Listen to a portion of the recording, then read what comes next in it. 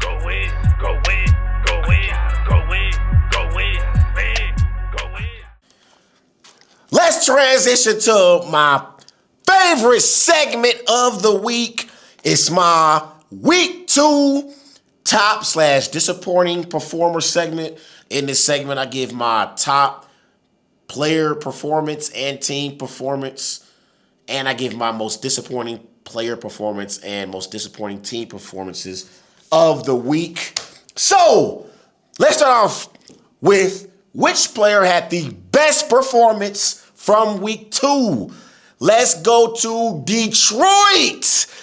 Detroit Lions quarterback Jared Goff had the best player performance for me in week 2. Jared Goff, he went 23 of 38. He threw for 334 passing yards, 5 touchdowns, quarterback rating of 156. A bounce back performance for Jared Goff and the Detroit Lions. They hang 52 points on the Chicago Bears, and Jared Goff was rolling offensively. In the first half, he scored 28 points. In the second half, he scored 24 points. Jared Goff, with his 5 touchdown performance and 334 passing yards performance, is my week 2 best performer.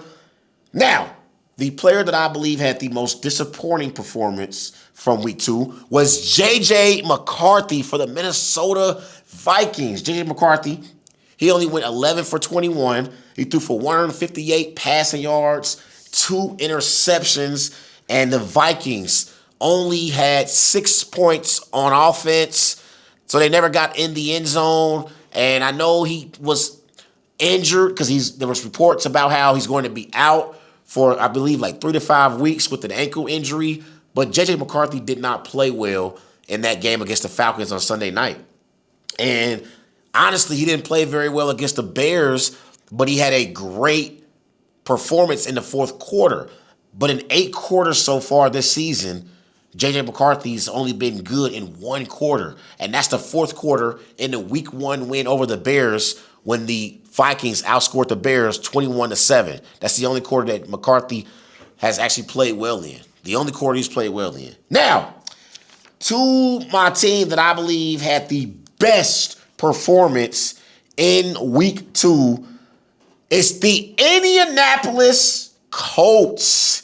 The Indianapolis Colts are 2-0, and in weeks 1 and weeks 2, the Colts offense has had over 400 total yards of offense in both weeks 1 and weeks 2. And Shane Steichen has Daniel Jones, dare I say, looking like a franchise quarterback. Daniel Jones, so far this season, 2 touchdowns, 0 interceptions, 588 passing yards. He's completing 71% of his passes. So Shane Steichen has Daniel Jones playing at an elite level, and he has the Indianapolis Colts as a football team playing at an elite level.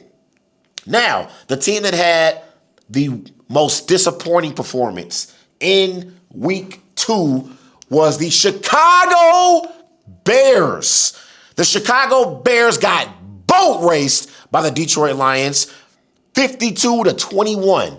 And since the fourth quarter in week 1 against the Minnesota Vikings, the Bears have been outscored 73-28 by the Vikings in the fourth quarter of week 1 and the Lions in 4 quarters Sunday afternoon in Detroit. The Bears have been outscored 73-28, and they simply just did not show up in week 2 in a game that they desperately needed. They desperately needed this game to try to keep pace in the NFC North. And it is getting late early in Chicago for Ben Johnson and Caleb Williams. They have the Dallas Cowboys in week 3. That, dare I say, is an elimination game for the Chicago Bears. Because if they fall to 0-3, they will not be a playoff team, and Bears fans will panic in the Windy City. So the Bears had the most disappointing performance from week 2. So there you got it. There you have it. Jared Goff, the best player performance from week 2. The most disappointing player performance from week 2 was JJ McCarthy.